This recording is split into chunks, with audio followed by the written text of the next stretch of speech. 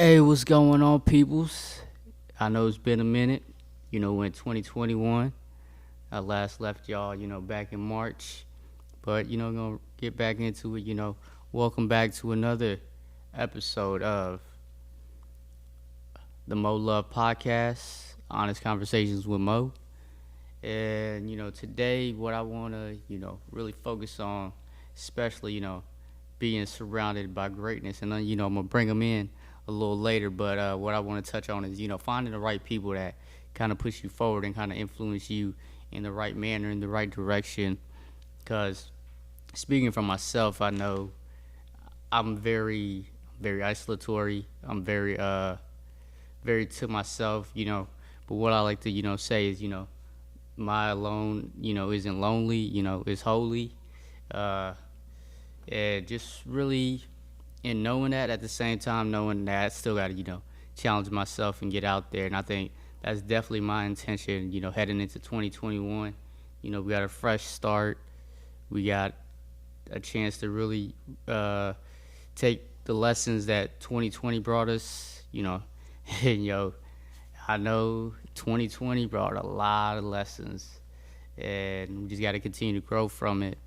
So, let's get into it. And I think, finding the right people to push you forward is about challenging yourself to understand, all right, where do you want to be? Where do you want to go? And what you want to do? And it's not also just not placating yourself into this one bubble, one box, and not just seeking out just people, taking them for granted, but really truly getting to know that individual for who they are. And I think we oftentimes fail to realize that because we're so caught up in our own bubbles, in our own perspectives, and our own thoughts. And just want to challenge you guys out there just to keep finding the right people to push you forward, because as we've seen, it was a lot of craziness. And we had, we got our current president, but as far as just the current president, knowing his rhetoric, knowing the language he utilizes, and how he invokes, we gotta give it to him. Let's be honest. He's a great marketer, and how he challenges and spews hate is probably revolutionary in his own right.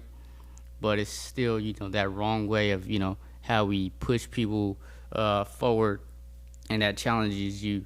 And we don't want to continuously be a society that cultivates negativity and that reinforces negativity and hate. So I encourage you all to find individuals in your lives and within yourself to just get outside your comfort zone. I know I'm being intentional in that, knowing that I have to put my mask on first and really be intentional in how I find those right people that will push me forward and will push all of us forward. And I want them to I'm gonna bring them in right now. I want them to hop on in here. The Pixel Pusher Creative Group CEO and a good friend, longtime friend of mine. Even though we've been on and off, in our friendship, but still a guy that in the foreground, I'm always seeing him, create and inspire people, and I can always, I can connect with him because I know at my core, I'm a helper, and I know him as well. He's a helper. So, I want to bring him into the fold. My man, Denzel, not Washington. Yes, sir. Mr. Denzel Fleming, y'all. What's going on, man? Everything. Everything? Everything. Everything, man. It feels good to be here and to be sharing space with you. Nah, I appreciate you. So if you guys don't know, I did, make it by intention to, restart up this podcast, especially, into 2021. But if it wouldn't have been for Denzel, challenging me and pushing me to really get outside my comfort zone and really letting me know that, hey, all we have is right now. So, why not do it now? And that's where we are today. So, Denzel, I want to ask you about as far as this whole, just, the concept, obviously, of, finding the right people that'll push you forward and kind of, uh, what are the people, that inspire you, and how do you go about, finding the right people that challenge you and, push you within your endeavors? Because I know you're a man, you're a jack of all trades, my man. So I want you to touch upon that. Shoot, man. I'll tell you a story. All right, go ahead, man. Go ahead. I love the stories. Love the stories. How everything came to be in regard to where I am now psychologically. So, growing up, there was my mom. Uh-huh.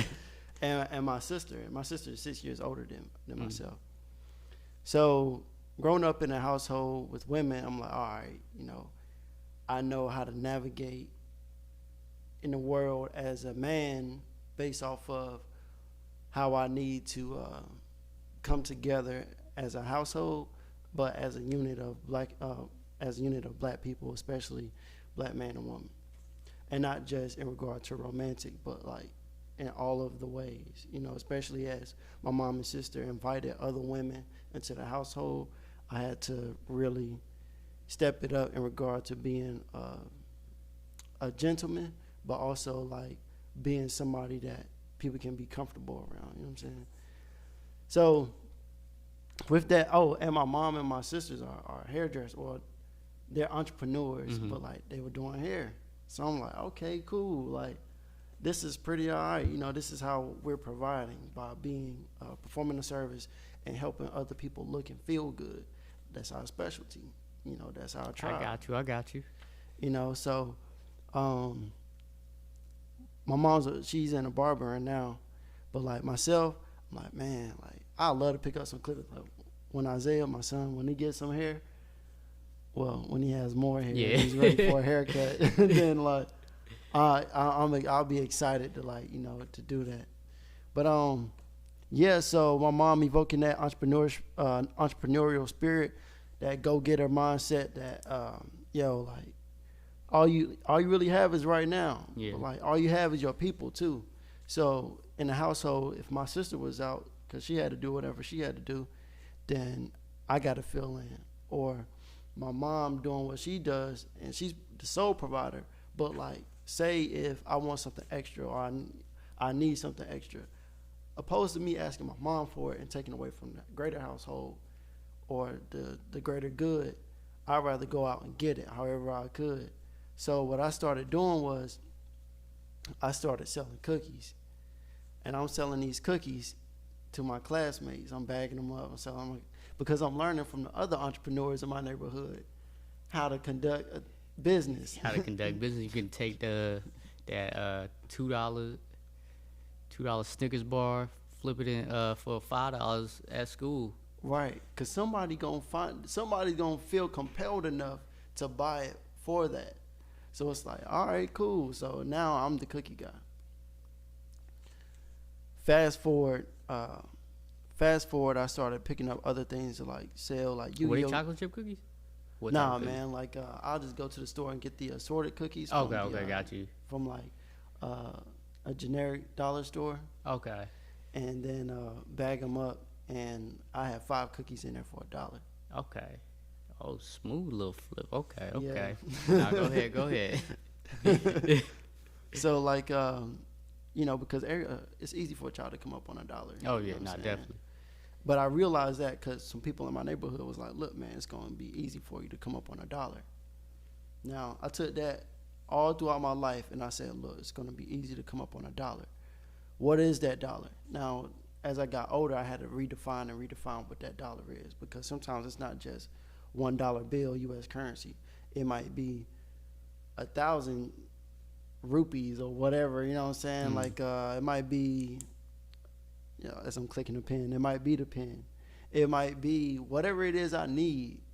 All right, it's going to be easy to come up on it. Why? Because we've come across the challenge of having to go get it. So if I had to go get $1, then okay, what did I do to get that dollar? I figured out that there was a need.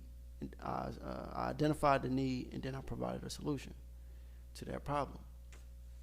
So fast forward, the people in my neighborhood that was always behind me in regard to whatever I did. I'm hopping on the computers. There's the mixtape era, remember? Oh, and definitely like the people mixtape making era. Blank CDs. Favorite mixtape during the mixtape era? My favorite mixtape during the mixtape era. That's a very good question. I'll say the one that led to my actual. Oh man, I can't say that because then I'll be blocking so many other. The mixtapes that led to me as me were Come Up, Warm Up, Okay. Friday Night Lights, of course. You know what I'm saying? Cold World up in here, Dreamville. Right. Yeah. There's also Comeback Season with Drake. Section 8. Right. Oh man, Section yeah. 80. Oh, I said Section 8. Section 80, I meant. I know what you mean. Like, yeah. Section 80, man. Like those Cushion Orange Juice. Cushion Orange Juice. It's like once we had an MP3 player, bro. So before the MP3 players, we had the CD players, and the people in the neighborhood, they'll have like these boombox systems in their home, but they'll want like personal soundtrack, like a playlist basically. Yeah. Now playlisting is on DSPs, you know what I'm saying? But like before, you had to really be a provider of this disc. So what I did was I put my favorite songs on it and sold it $5. Blank CDs from a generic dollar store cost, I think it was at the time $5. $5 for a pack of 20. Oh, the blank CDs? Yeah, I think so. Yeah. So I remember, because my sister always had the blank CDs, and it'd either be, hip hop, R&B, or we'd have the Somali music also on the blank CDs too, and be able to burn it, download it. I don't even know where they found the music from, but I just remember, because I remember when I was heading off to UNC Charlotte, and it was like, all right, I wanted to, get more ingrained into, my culture and, where I come from. Yeah. So I was like, all right, let me see if she still had these blank CDs. She did, but I'm not gonna lie, I never utilized it because we had, DSPs had become the new thing. Yeah. So that's when I just, YouTube it, find whatever, Somali music on YouTube, or that also put me into, starting to go into the rabbit hole of, all right, what are the, the poppin' Somali artists too. So that just set me down that spiraling rabbit hole. But to kind of touch back on what you were saying as far as just that, not only just beyond just, dang, I'm losing my train of thought, but as far as, continue on as far as just kind of that blank disc and what you were touching upon. Yeah, because it's the foundation of it, from me burning the CDs, then people be like, hey, man, how'd you do that? I was like, well, I just put it on my computer. I found it, and then I ripped it, and then so like you good with computers? I'm like, I mean, I can't get a virus off of a computer or anything like that, but like, if you need help putting the music on, right, or like I could do that. Yeah. Or I could hook up a sound system because my mom had a sound system, and like I'll be hooking it up, like doing the EQ on it and everything. Like, man, this music sound kind of like, let me fix it right quick, and I'll make it sound crispier. And she's like, oh, like how'd you do that? I'm like, because this button, but that just came from me playing around and experimenting. And when I was growing up, I used to always like take apart certain things that didn't work anymore. I'll take it apart, just like look at it, and then go to the library and figure out what that part is, and or figure out how to troubleshoot it. There were people in the area who did computer repair, VCR repair, stuff like that, and I'll take it to them, and I'm like, I want to learn. I don't have the money to pay you, but if you could teach me how to do this, then I can help you. Exactly. You know what I'm saying? So like, teach me this, I need this right now, but like teach me this, and when I come back, I'm gonna help you. Basically, like work it off. So that's the foundation of, you know, being a helper in regard to like a tech and music space. Fast while also being a hustler at the same time, because then I started making music. So I mentioned Cold World. Prior to that, there was Soulja Boy with going viral, the first time going viral, you know. Watch me, you. Yeah, Crank That, Superman, Crank That, everything after that. I'm like, okay, now I see there's a power of influence. MySpace days, I'm starting to make music and like that bubblegum-ish type ringtone type rap. All right. Then I started writing to girls, but like text. Mm-hmm. At the time, I had like a Palm Central. You remember like the Palm Pilot, the Palm phones? See, that's where we differ, because I didn't get a phone till, because I grew up in a shelter home, so I didn't get a phone till, but I know what you're talking about, because I remember the Razor. Yeah. So, but yeah, I didn't get my phone till, dang, when did I get my phone? Oh, cause I always used the iPod Touch. Yeah. I would always kind of use that as the phone till I actually got my phone. That was probably till I want to say my sophomore, junior year of high school. Yeah. That's when I officially got a phone. So now I definitely. But to touch back on the, you said it was the Palm. Yeah, the Palm Central. Okay, like, Palm Central. How was it?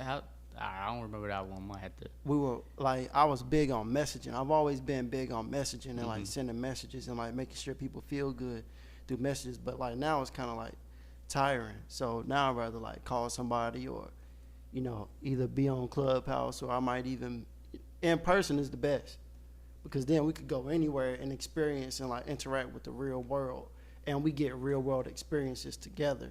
You know, it's basically like us testing our limits in regard to our communication, you know, and especially when we're in a new setting. So being at UNC Charlotte was a completely new setting for me, because my neighborhood was a black neighborhood. Well, it still is, but now it's like, you know, it ain't even a matter of gentrification. It's just a matter of like, it's a military town. True. So more people are moving in. So, but yeah, man, like at UNC Charlotte, that's when I started stepping into spoken word. Prior to, I was just a rapper. Mm-hmm. I know J. Cole, I know Drake, I know Kendrick. This is me. Yeah. Yeah. Jay-Z, Nas. Yo, this is where this is my space, because when I'm writing too, it's therapeutic. A lot of times when I'm in the booth, I'm in the zone. Most of the time when I'm doing anything creative, I'm in the zone. So what people see is a byproduct of me being in the zone and me being an alchemist of my own mind. You know what I'm saying? Like, and even us having this conversation now, it's about 3:30. We just got the ball rolling about 10 minutes ago. Right. You know what I'm saying? It's about an hour of troubleshooting, but now we're able to do it because of past experiences leading. Audacity was the first program that I used to record on. It was my mom's laptop, like a older, like a Latitude desktop, you know, and it had Windows 98 on it. Put Audacity on there. That was also my first time getting Photoshop, because my mom she got a tattoo, and the guy gifted it to us. It was like, oh yeah, he liked to draw. He'll really love this. Mm-hmm. Then I started getting into graphic design and like making my MySpace avatars. But like, they were album covers to me. So I started making album covers for myself, and then my cousins and everybody else, they started seeing that I was doing the covers, so they wanted it too, because they also made music, but they were more so in a different type of business. So their focus wasn't on that like I was. I was like drenched in like arts and entertainment, and like more specifically hip hop. You know what I'm saying? Even now to this day, I still am, and it's like, my motivators and the people pushing me are the people who told me like, yo, keep going. Who even said like, you great. Who even gave me the possibility of possibilities by speaking life into me. You know what I'm saying? So when life was spoken into me, that just motivated me to do it again. Because like once somebody congratulate me, I feel like that's the end. You know what I'm saying? Do something else, but not necessarily like do something else in regard to going to another discipline, but more so provide again. You're building upon that discipline. Yeah. Or the shifts of how that discipline looks. And I think about that too, because I think back to my time at UNC Charlotte, that almost like it was kind of, because also, because UNC Charlotte for me, it was completely different, compared to you, because I went to, predominantly, white schools, outside of probably the two middle schools I went to, Jackson and Harrison. Outside of those two schools, I went to predominantly white schools, and but the difference was it was the first time I was actually, truly out on my own, so I had to really challenge myself, but at the same time, I felt like even though I tried to keep this authenticity in terms of just, being myself, I think I also put up this facade as well.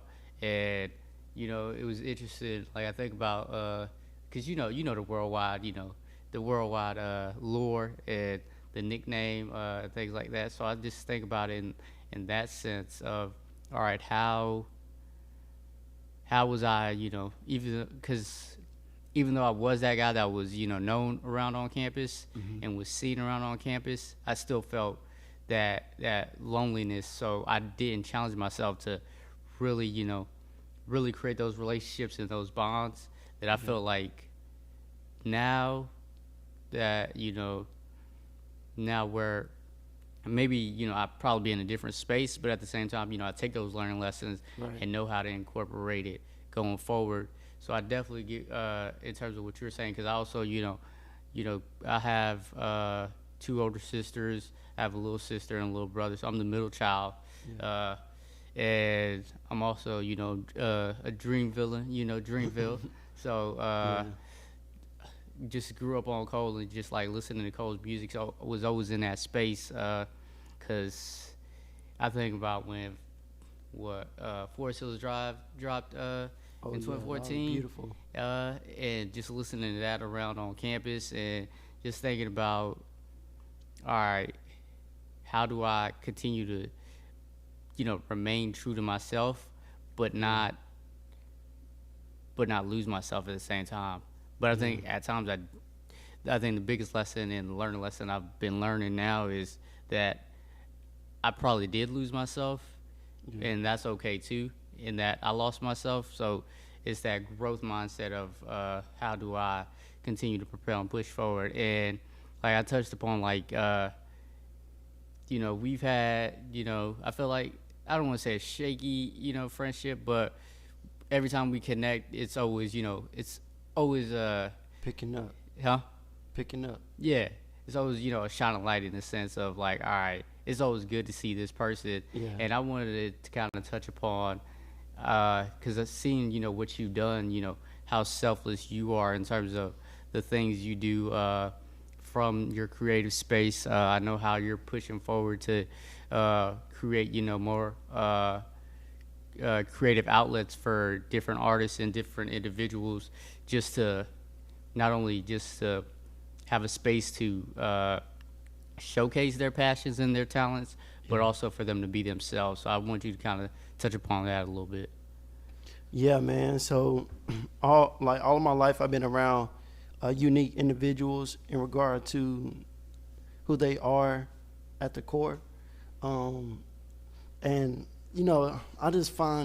find it to be, it's beautiful learning from like different people and like coming from different walks of life, and just like being able to sit and observe and listen and really have them illustrate who they are through their words, and through their emotions, and through, that's why I says I love like sitting with people and like, or even if I'm out and about, I love being there because I get to see how they see, and like, especially when they're talking, I'm walking with them like, man, you're not even saying anything. It's like, because I'm watching you, but like I'm not necessarily looking at you, but I'm looking at how you respond to the world and how you interact with the world. You know what I'm saying? So it's like That observant mindset. yeah, that world is beautiful in the way that you interact with it. You know what I'm saying? So like it's like watching a composer orchestrate their own life. And so when I see somebody orchestrate their own life like that, and when they're just different sounds and the way that they respond to things, like there might be, example, birds chirping, and their tonality might change, and then it's like because they're responding and they're in sync with what's going on. So I'm like, yo, I might not be where they are right now, Yeah. but they are in tune with where they are because they're now in their own mind telling me the best way that they can and illustrating that. So in my mind, I can picture it with them. And I'm like, yo, this is pretty dope. So all throughout my life, you know, from people different walks of life, you know, there's been people with special needs. There's been people with handicaps. There's been people with, you know, that might have impairments in regard to like alcoholism. You know, might have some. They might be involved in drugs and different walks of life. One of my favorite, you know, I don't mean to go into like a whole bunch of stories, but one of my favorite Nah, hey, we love the stories. We love the stories, man. is there's this guy. I'm gonna call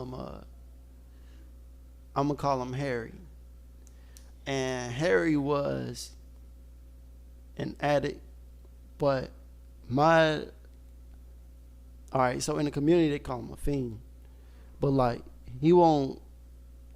I didn't never really see him use. I saw him as a person. But like when he put on music, I really saw him as a person. Mm-hmm.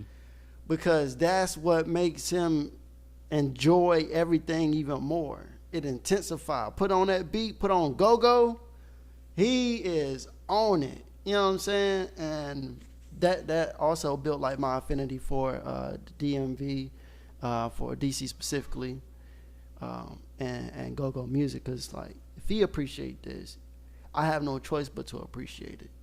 You know what I'm saying? Because this is somebody who I am inspired by because of his just carefreeness. I mean, granted, he might have been under the influence sometimes when I seen him, but I never saw him being a user. Mm-hmm. I saw him being somebody who's productive in their own happiness. So with those images in mind, fast forward, I have friends of different walks of life as well. Those people have something to offer, and then I see that they're questioning themselves. I'm like, who taught you to question yourself? You know what I'm saying? Like, you are on a path, but it's like, where do you want to go on this path? Like, you know you could reach there, right? You know that's tangible, right? I might not have reached certain things, but I've become a producer to be able to make it happen on my own. And this isn't to say that like I haven't had any help, but this is to say like I learned certain tools and skills to be able to be a producer of what I want to see or what I want my life to be. It's not there 100% yet, but it will be. It will be. And because I know it will be, I like to inspire other people and like be around other people who are flirting with that idea that it will be. You know what I'm saying? Like that feels good. I'm at these live events and I'm seeing people play their heart out, sing. I'm seeing people enjoy that. They're close to where they want to because they're making that step to perform. And to perform, you had to practice. And to practice, you had to take the step into the gym or wherever it is your discipline is. And to take that step requires a will. And that will starts when we open our eyes and say, this is what I'm going to do today. So, nah, yeah. Nah, you're right. Because I feel like we oftentimes get caught up in not we caught up in our what the end goal of the journey is instead of the actual journey, and we kind of lose track. And I think I can attest to it. You lose focus or you lose faith within yourself in that belief. All right, and you start questioning your abilities and your capabilities, and it's just all right. How do we, as individuals, kind of trust ourselves and finding that community that's willing to implore in us and pour into us, Right. to continue to grow and continue to challenge us. Right. So I think that's the biggest key, especially today.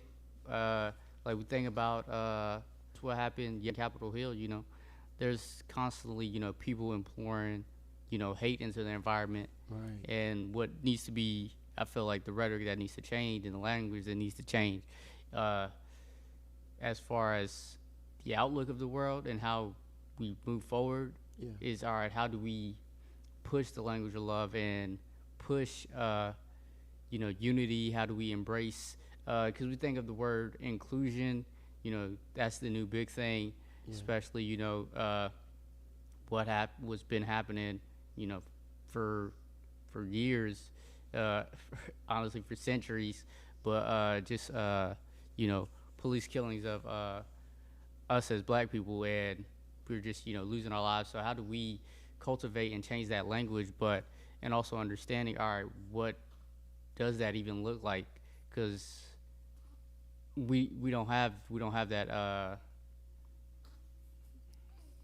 we don't have that blueprint. We don't have that layout of what that looks like. So we're always cultivating and creating it and shifting it constantly.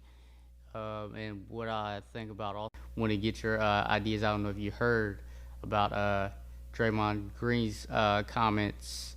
Let me see if I can pull up the sound of that. Just a little snippet. Okay. And while we wait, Mo has on a Black Lives Matter T-shirt. He's come with his hair free, his skin bronze. It's lit. Yo, and I've been thinking, as far as like that, like my hair thing, like it really, because I was always, because culturally, as far as, like I told you, coming, understanding that I'm not just, at my core, I'm not, I was talking about this in therapy actually with my therapist, and thinking about, all right, I'm not just a black man in America. I'm really an African in America, and really understanding that entity, and that the black culture, as far as that's just something that I've just been introduced to, and it's in terms of, but also at the same time knowing, all right, how can I still be an ally and still be an advocate, even though that's not at my core of what is deemed to be my culture, but still being an advocate and an ally for the things that matter. And I think that's important as well, to just challenge ourselves to really be allies. And I think that's the important thing in finding the right people that will push us forward, and whether it's challenging us to be our greatest, reaching our greatest potentials, but also allowing us to learn from our greatest mistakes and failures as well, to be self-aware and knowledgeable about the things that are going on in the world around us, because it's just constantly evolving, constantly changing.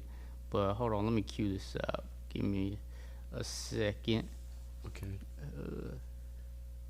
Yeah, man. What would you say while you search for the Draymond Green clip? What would you say are some similarities between the Somalian culture and the Black American culture? All right. Well, for me, what I've noticed is, I don't know if it's just, maybe it is just me, but what I've noticed is a lot of people get, as far as in my culture, there's still that, that division. Like me, my family is, originally from Badawa, Somalia. So that's like, it's in the, let me remember exactly, the north, no, the southern region of Somalia, compared to, the capital city, Mogadishu, and the bigger cities, Kismayo, and all that stuff, Yeah. uh, and how treatment is, different. And you think about that because in Barawa we speak, a Bantu dialect because we're on the border, right next to Kenya. Yeah. So, that Swahili and that Bantu dialect, Bantu Arabic dialect, kind of mesh together, and that's kind of what we speak of versus, well, for me, I don't speak Somali. My mom does and my dad does, but, the native language of, just Somali and Somalia. So, not being able to understand that and continue to learn that and seeing the difference, and at times feeling like an outsider within my own culture, and knowing that's that's just what Black Americans go through as far as just being an outsider in their own country, and feeling, all right, do I feel like I really belong here, Yeah. and is there really opportunities for me, and how do I, or if there's not opportunities for me, how do I create those opportunities? How do I make that into a reality for the people, not only for myself now, but for the people, 10, 20 years from now? How do I create those opportunities and prevent those same obstacles from being employed on them? Heck yeah, man. Would you say that there's a class difference and even in language? Oh, most definitely. Not only just the class difference and the language difference, but also in a way, just from what I've gathered, and it's not just as far as just in Somalia, but also, the different, because I've been, like when I went to Dubai, and that's more Saudi culture, and that's the major Middle Eastern culture, but that definitely I still felt like an outsider being in a city that's predominantly Muslims, but still feeling like an outsider, and it was all right. I think that's that's prevalent in a lot of different cultures, like I think dang, I'm losing my train of thought, but as far as like dang, yeah, I lost that that point I was trying to make. But to touch back onto whether it's just that class and that language barrier, the difference is just it's there, and how it looks, I can't really explain because I haven't been ingrained in it, because I've ingrained myself so much into the Black culture in terms of how I feel like I align more so in that regards. Even though I do my best to learn my culture and connect with those people, I've always felt like the outsider. And so I just continue to grow in that manner as well, and just being aware in that regards of that, not allowing it to hinder me, but allowing to, all right, take it as the ability to just learn and grow in that aspect. Hold up, I think it's queued up. Goes to show the policing system was built against Black people, Black and brown people. And that's the reason those reactions are different. That's the reason someone can walk or run or bust their way through or whatever into the Speaker of the House office and put their feet on the desk like they're sitting at home on their couch, storming into a building and busting out windows and carrying podiums and all that other stuff. That's not a protest, that's a terrorist attack. And so stop using stop describing those people the same way you describe someone who just stand there and make a chant and say, we want justice, we want peace. Stop using the same word. It's disrespectful, it's ridiculous, and it's shameful, to keep calling them protesters. Nah, fucking protesters. They're fucking terrorists. All right, so that's a little snippet of what Draymond Green had to say on the Capitol Hill riots. Slash, of course, I believe he was right, and labeling a terrorist attack. Especially when I think about within my culture and kind of those labels and slurs. Because I don't know if you remember the South Park episode, the Somalian pirates. Oh. You remember that episode, or just different things like that, as far as Muslims being associated with terrorist attacks. Right. Versus now we're seeing these pro-Trump supporters just rioting and overtaking and overthrowing, this the Capitol Hill. Federal government building. So I just wanted to get, your insight and your take on, your thoughts on it and your opinion on it, because I feel like in the way the landscape is shifting as far as how our world is, and people really being aware of the things that are happening and the things that are truly going on. And now it's no longer like being able to, use the shield or use the veil to, cover our eyes, but now it's now in our face and really at the forefront. So I just want to get your thoughts on it. Yeah, man. You're gonna get a different type of response from me. All right, so me, I consider myself Pan-African. Mm-hmm. I love black all throughout the diaspora and also on the homeland. Now, I would say what they did is what, again, remember I was like, I love when people flirt with the idea of what they could do, because they're making a step towards what they want to do. Mm-hmm. You know what I'm saying? But it's like, of course, most times I can only speak for myself as an individual and not as someone who represents Pan-Africanism or the entire black community. Of course. So on the individual level, someone posed a question yesterday. They were like, would you, as a black man, think that you can breach those windows and doors and get away with it? I'm like, so that was a loaded question, first of all. But second, there's differences. Those people were organized, you know what I'm saying,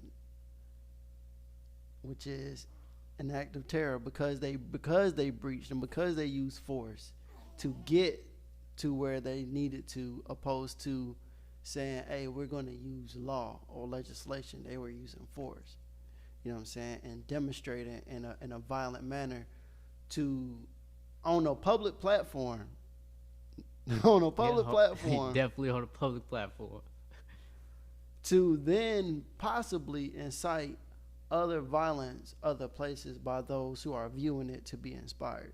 We all know that the media can be used either for good or bad, but the media is the media. The media is what it is. Of course. Right?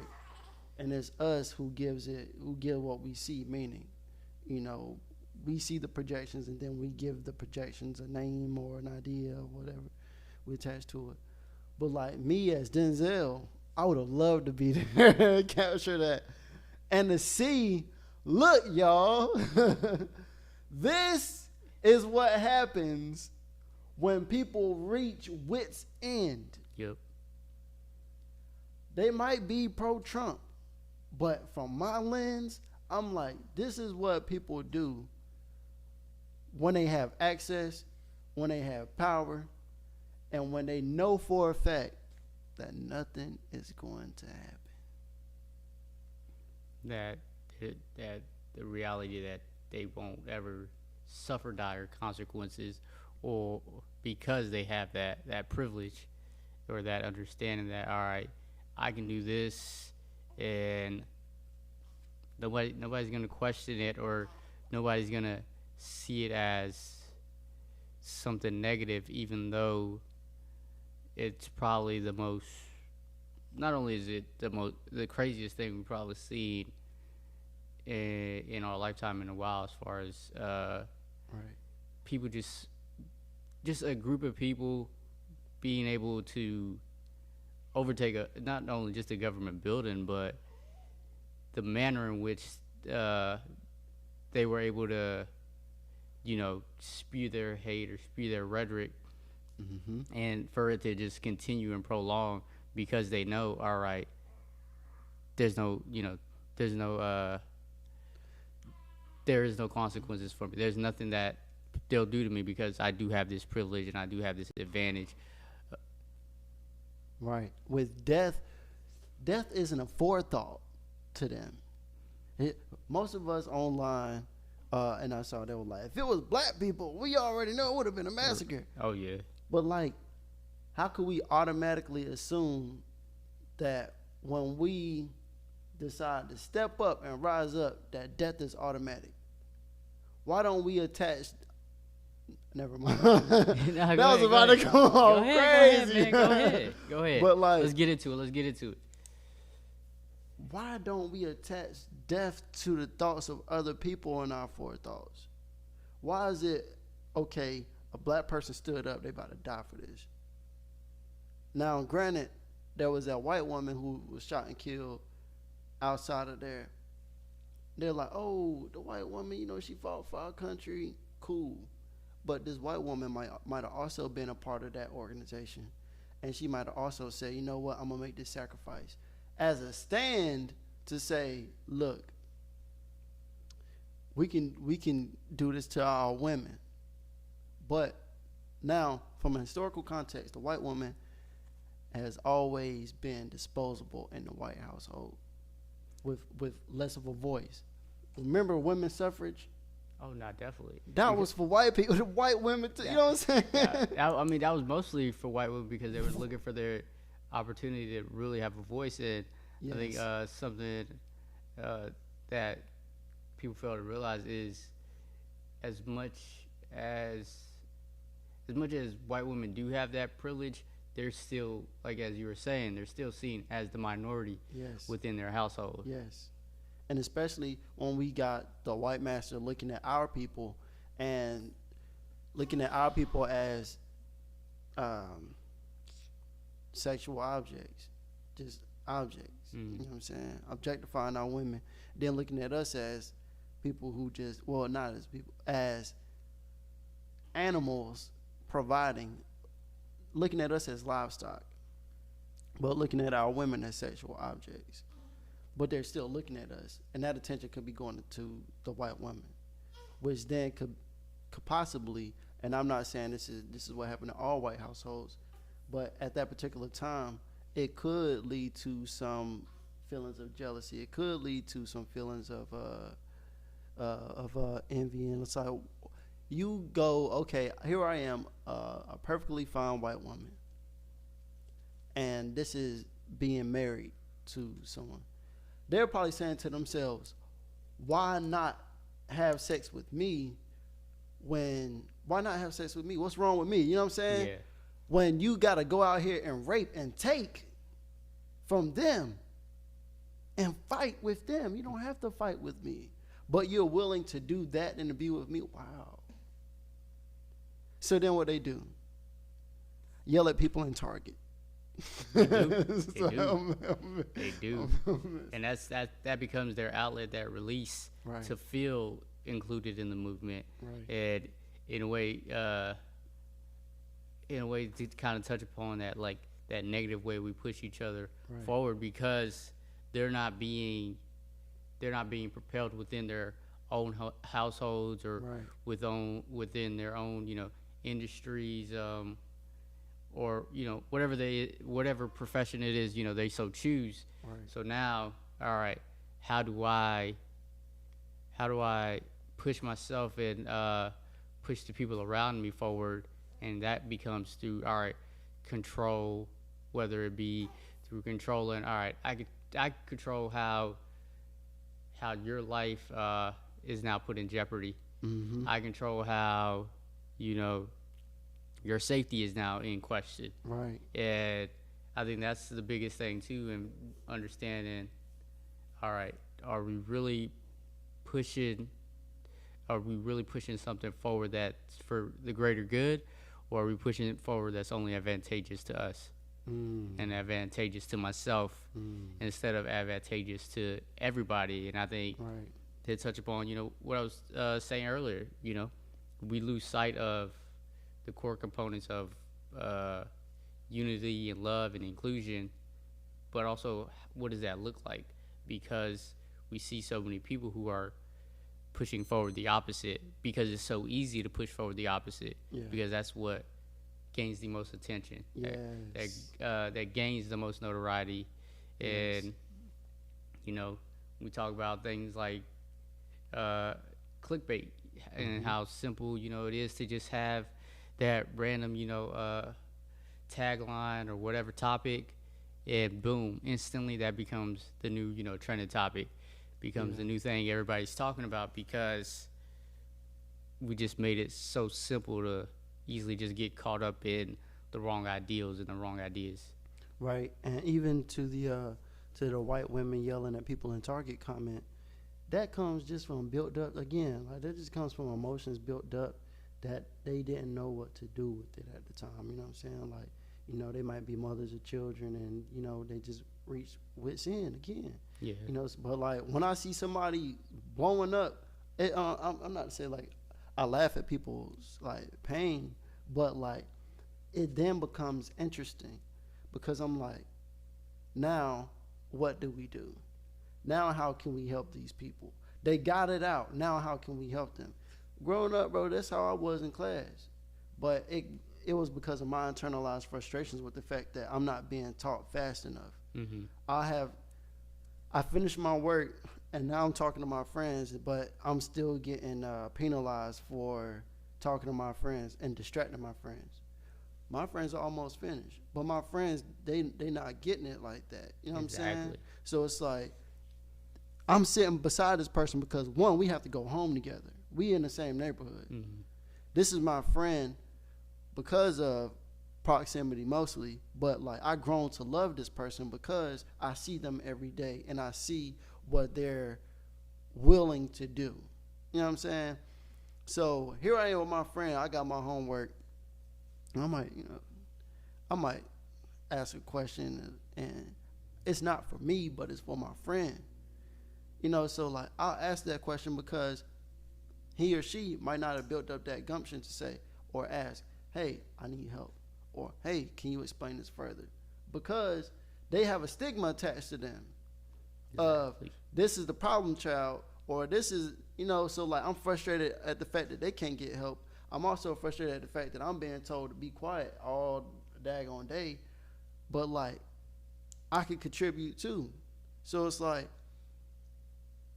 my whole life has been standing up for people in the margins, but also having my own unique identity and understanding my unique identity because I have conversations with my friends, you know, and also being in a classroom, in a metaphorical classroom, and listening to everyone spew these bias and prejudice and disdain towards one another because of the influence of a household. We in the classroom now. The classroom is a neutral, sterile space. You know what I'm saying? Well, it's supposed to be set up in that manner. It's supposed to be. Yeah. Right, it's supposed to be. But then we have people coming from home who have these other things going on with them.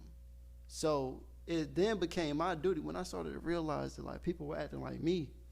Granted, at home, I won't really tripping like that. I'm always chill. I got my video games, bro. Like, I got my music. I don't want to go outside.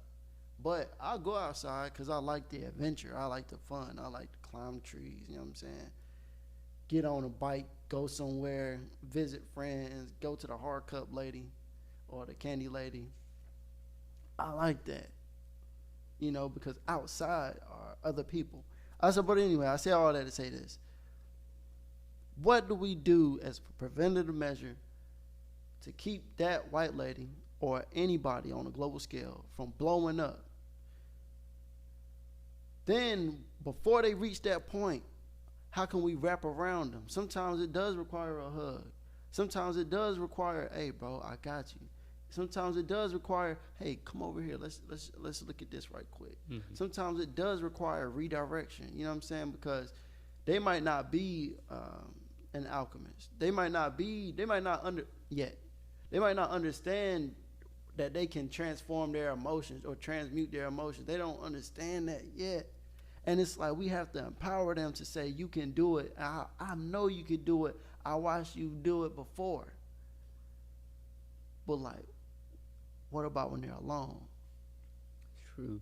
And I think that the thing is that we get caught up in trying to, in a way, find ways to power ourselves instead of empowering those who are in the margins and that are marginalized, and really, advocating for themselves. Because, like, being honest, because Draymond Green's probably going, he's going to face, get heat for this based on his comments or things like that. And people often say, why are athletes, be like, oh, I'm not watching the game anymore because blah, blah, blah, why they, talking politics now. But I think people fail to realize the real cause isn't about just, it's not just a political thing. It's a social cause. Right. And really voicing, even though these are, multimillionaires, and even though they do live a lavish lifestyle, they still do, in some ways, face, the same consequences as us, and, face the same different issues, even though it's not at the same magnitude.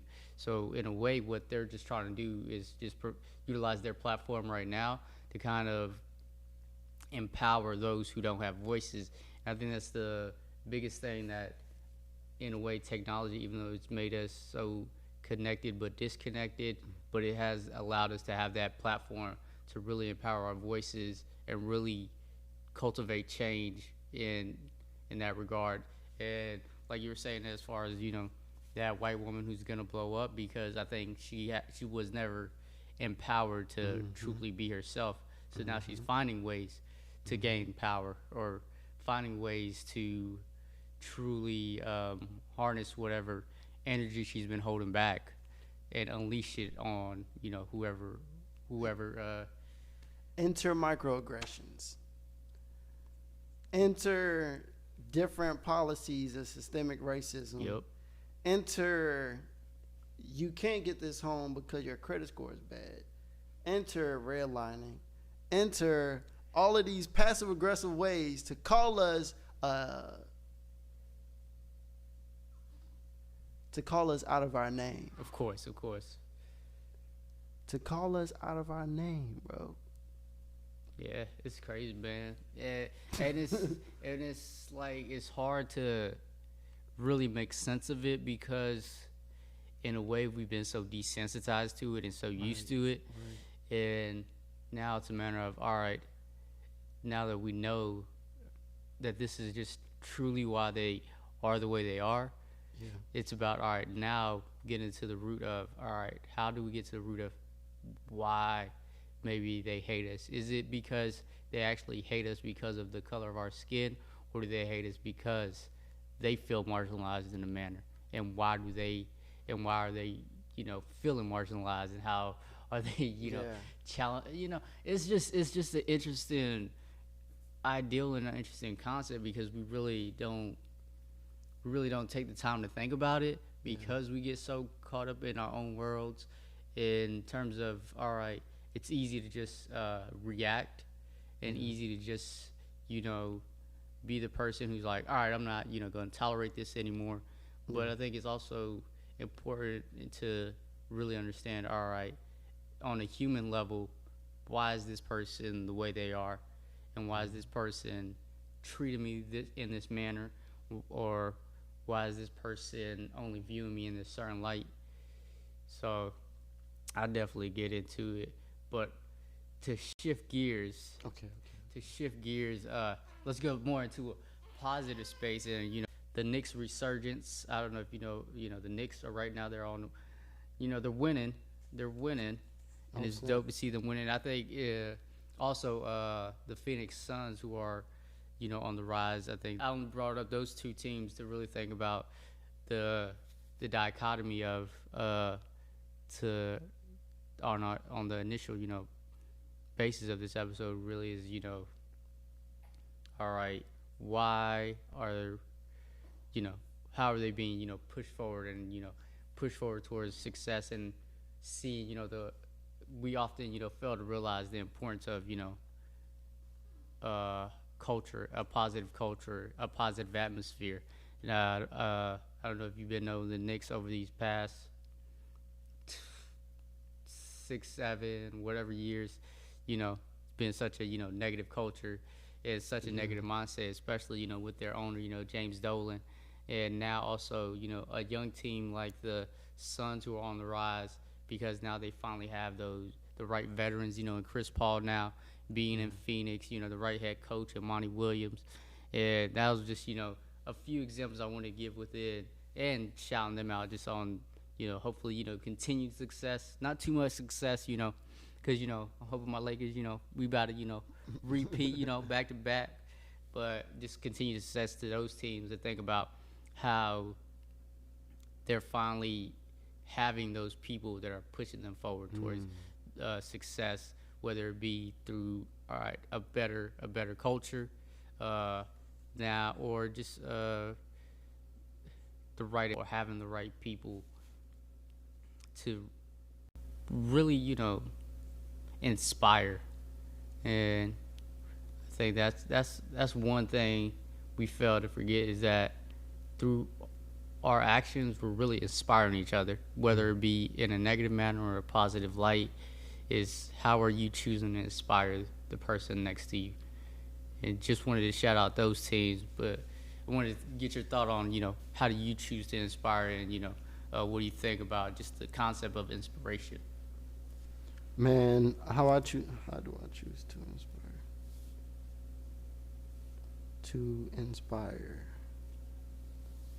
To inspire is to source.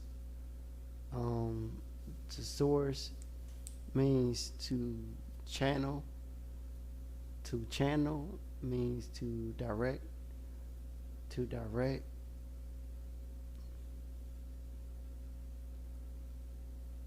I don't know, man. Because if we're directing it, the source is the source.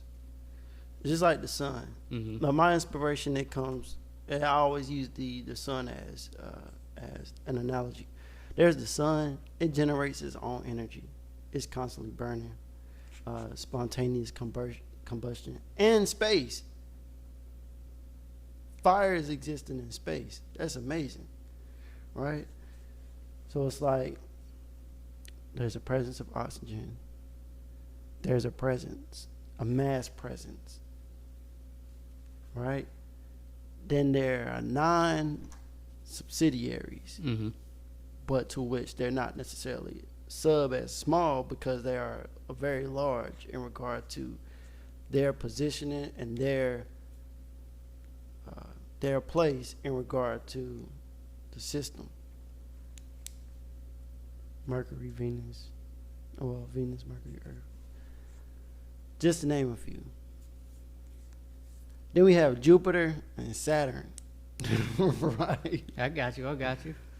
But like the sun is the source of light for all of these planets, going all the way to Pluto. Pluto is quiet. But the closest planet to the sun is very loud. The source is loud. You can hear it. It roars. It's Earth, it has its unique sound. And within Earth, all of us have our unique sounds. So the source of light that comes from the sun, then influences the moon, which influences the tide, right? on Earth. The sun also influences the rotation of all these other planets. That's what being an inspiration is. Understanding the mass and what we can do and what we can provide. I'm not even sure if the sun knows what it's doing for the other planets. It's just existing. So inspiration is to be us unapologetically on fire all the time, because we never know the mass that we're moving. We never know the light that we shine. We never know who is dependent upon us for their survival. We never truly know the impact we're really making. We never know. But that's inspiring because it's a quest for knowledge. That's true. Because I think it's easy to get caught up in wanting to find out, are we really making an impact? Right. And I think that's where we get caught up in that aspect of, all right,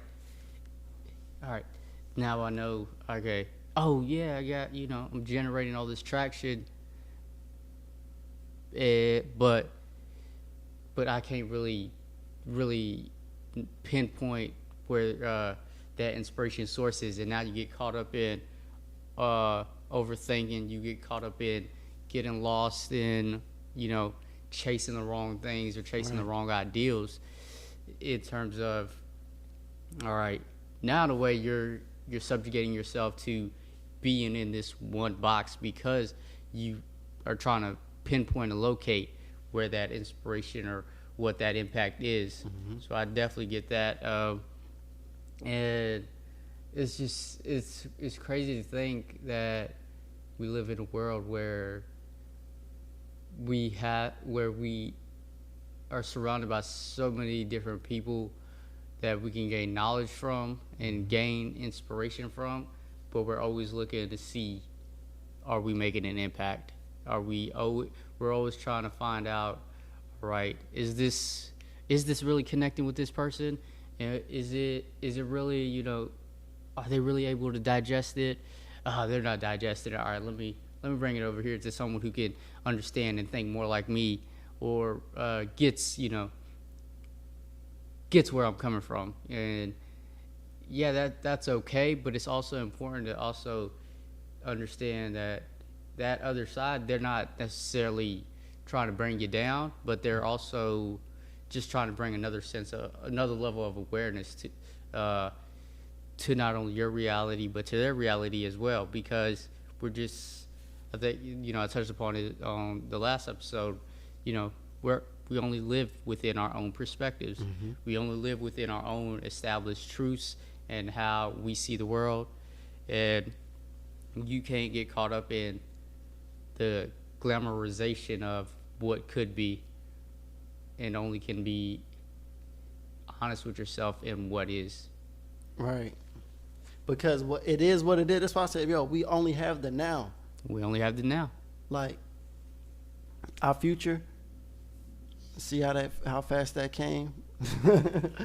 Just like that. You see what I'm saying? Like, our past is fleeting. Our future is coming. But right now is what it is. And like, for our appreciation for what it is, man, that's where I think inspiration comes from. It comes from like me being able to be present in regard to me being able to enjoy the present moment and say, this is what it is. This is what I want to say. Like, this is what comfort is. Comfort is this. This is what love is. Love is this. So I'm going to demonstrate it in the highest capacity to which I could potentially do. So I say to myself, if this is what it is, well, I'm about to do it in this greatest way that I know for a fact that I can right now. Even when Lex here, my fiance, when she's here, I'm like, okay, what is love like? Mm-hmm. Well, shit, let me ask her. I have an idea, but I want to know her so that way I could best serve her and show and demonstrate to her what it is at the greatest capacity or level. So she feels that and she understands that I'm making the effort to really be there and love. Be present. Right. Be present in what that love, as she's explained it to you, is. For as long as I can. I want to extend the now. That's what I'm trying to extend it now. I want the now to be compound. I want it to forever grow and be exponential. I want to make an exponent of now to the n degree. I got you. That compound interest of now. Yeah, the compound interest of now. The wow, let me write that interest down. of now, man. You know, because it's easy to get caught up in what could have been or what can be, but if you're able to really be present within each moment and be present with yourself and truly understand yourself, that's the only way you could truly grow and continue to truly spread the right ideals or the right the right truths, however you define it, right, onto the people that you surround yourself with. So to kind of wrap up this episode, I feel like it's been a great episode. What a way to kick back up. I appreciate you, man, again, challenging me to, push me forward and challenging me to, just be, a better version of myself and, finding, that compound interest of now and living in that compound interest of now. And so before we wrap up, what I wanted to do, this segment I just came up with off the top of my head. Okay. So it's gonna be called Top 4. So what I want you to do is give me your favorite album you're listening to right now, favorite show you're watching currently. It can either be YouTube, Netflix, or if you want to consider, a book a show, because, in a way you're reading or watching it, however you visualize things. Yeah. What do you currently have going on, and what are you looking forward to? So whenever you're ready, hit us with that top four. Okay, my favorite album that I'm listening to right now.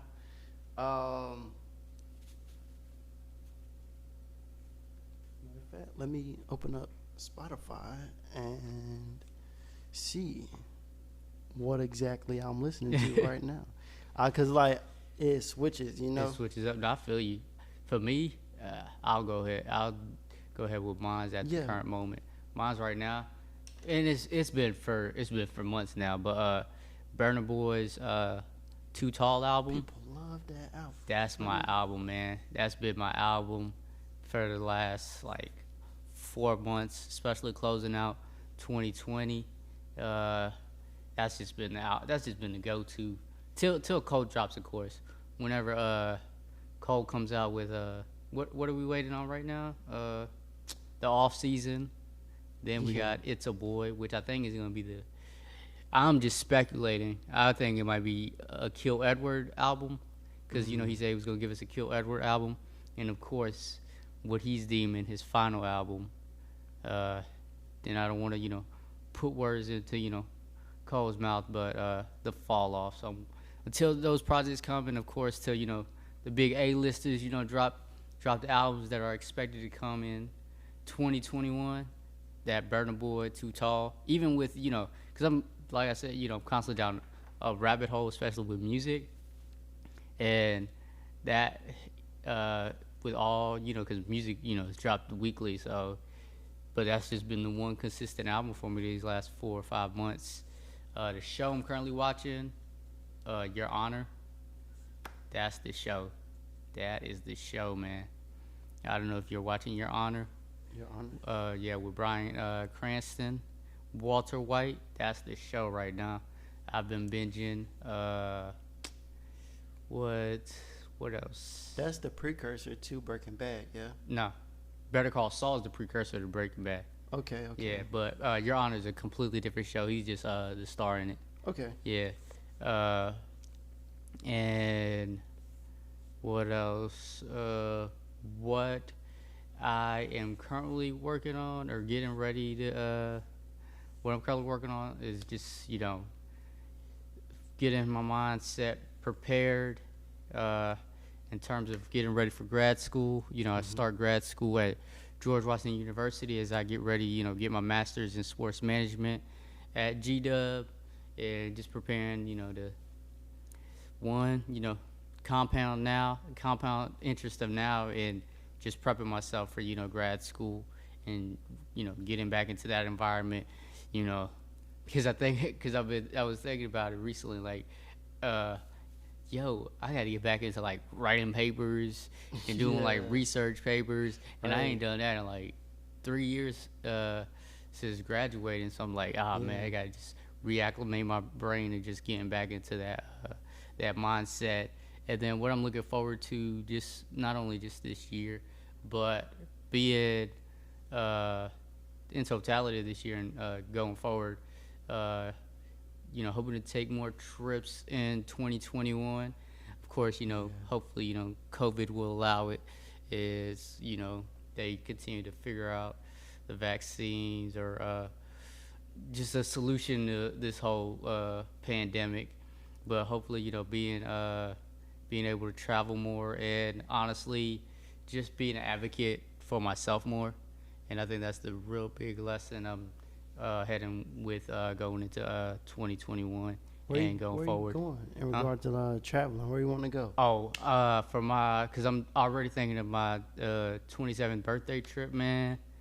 I want to go to Montego Bay. I'm trying to go to Jamaica, man. Okay. I'm trying to, get out there, get some sun, and just be in a whole different environment. And because me, I don't travel like that. I'm not. Yeah. Same. I'm not a big like traveler. Like I've gone on trips. Like I went, but it's mostly like family trips and things like that. But as far as just traveling by myself, I'm definitely trying to do that more. And trying to compound the interest in now. So what better time than now to be able to explore the world around us and continue to learn from different cultures and different people. So I go ahead. You ready to hit us with your top 4, man? Yeah. All right. What's your top 4? So right now,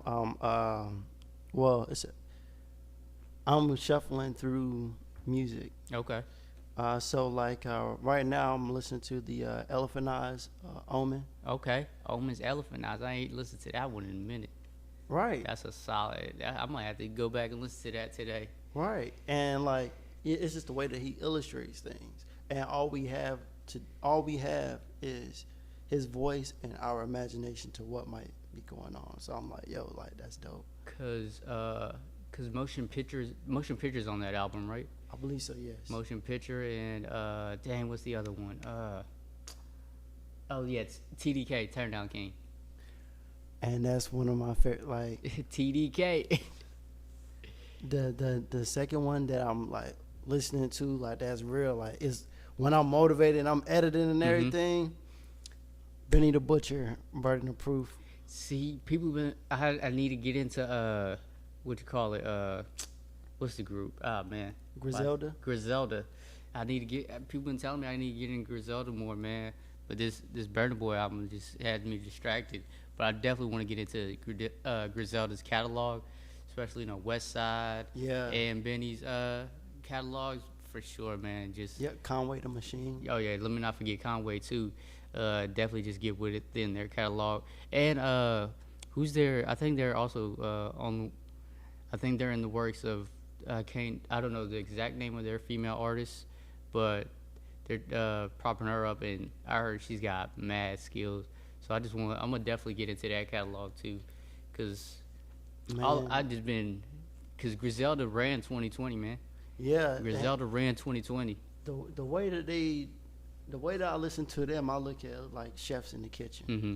Like you got your head chef, sous chef, and other hands. But like everybody's a master chef, to which they're just like, and it makes sense. It's a perfect meal and it's digestible. Mm-hmm. You know what I'm saying? But not to say like, oh, it's digestible because I get it. I understand. It's everything that I've been wanting. Imagine if you've been having Imagine having leftovers for like 2-3 days, and then like somebody just come out of nowhere, like, you know what, like, do you want this this salad I made? Try it out. It's a citrus salad. You know what I'm saying? It's good for you. I made it myself. They give it to you and you love it. That's my experience with Benny the Butcher's album, Burden of Proof. Okay. Like, timeless, produced by, man, look. Yo, timeless, and then with Lil Wayne on there and Big Sean. Imagine It's the like words that? throwing. Yes. Just like that. All right, I'm gonna have to get in on that one. Legend. I gotta listen to Griselda. I gotta get on them. My favorite show. All right, so what I've been doing lately is I've been researching. So like now there's this show called like Cook with Cannabis. Okay. Khalees is on there, so on Netflix. So I watched that because I'm like, wow, like they're really using cannabis as an herb, but like they're including it into their meal. So now it's not a meal; it's an experience.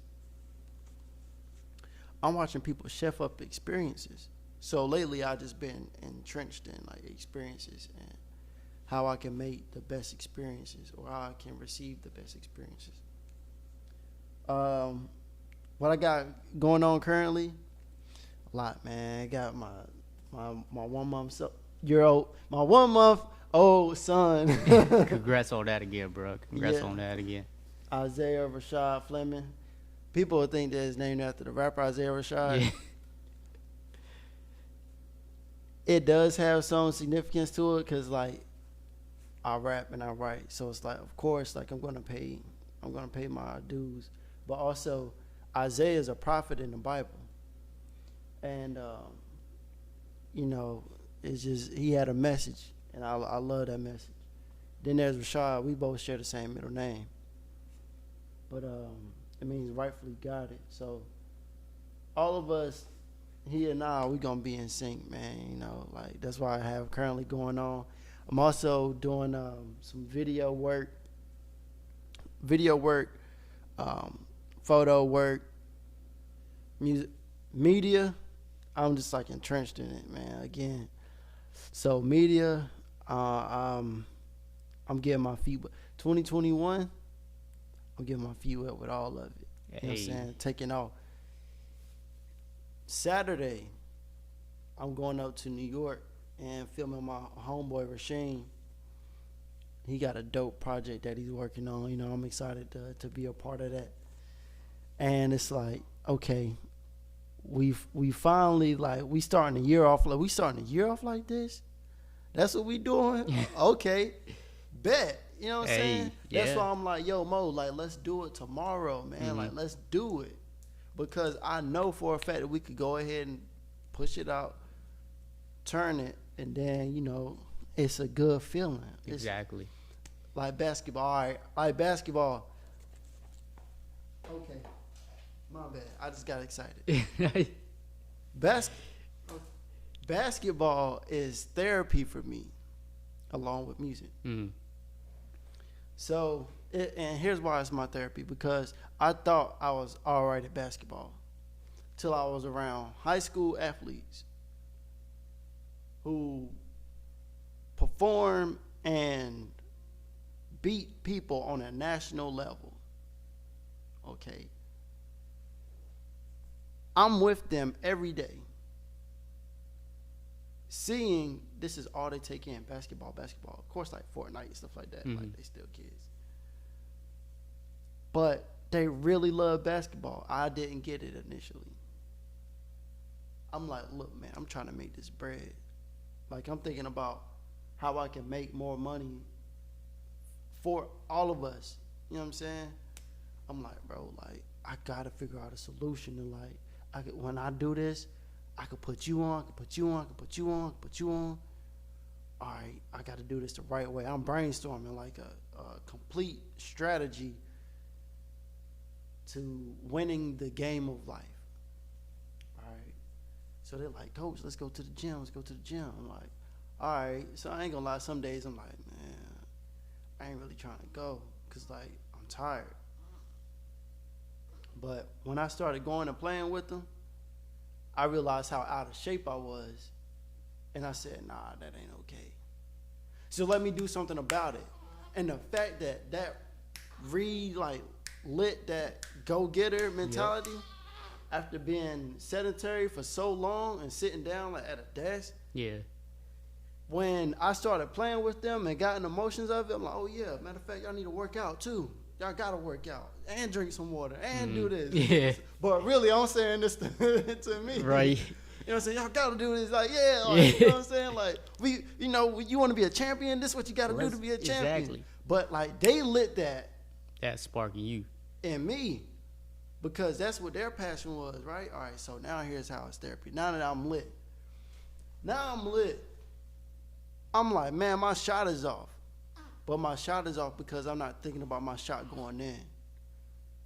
I'm not taking the proper steps to make sure that my shot goes in. I'm just shooting. Nah. 2021, I got somebody to kick it to me. I'm catching it, turning my feet toward the goal, shooting from the legs, keeping my eye on the front of the rim, following through.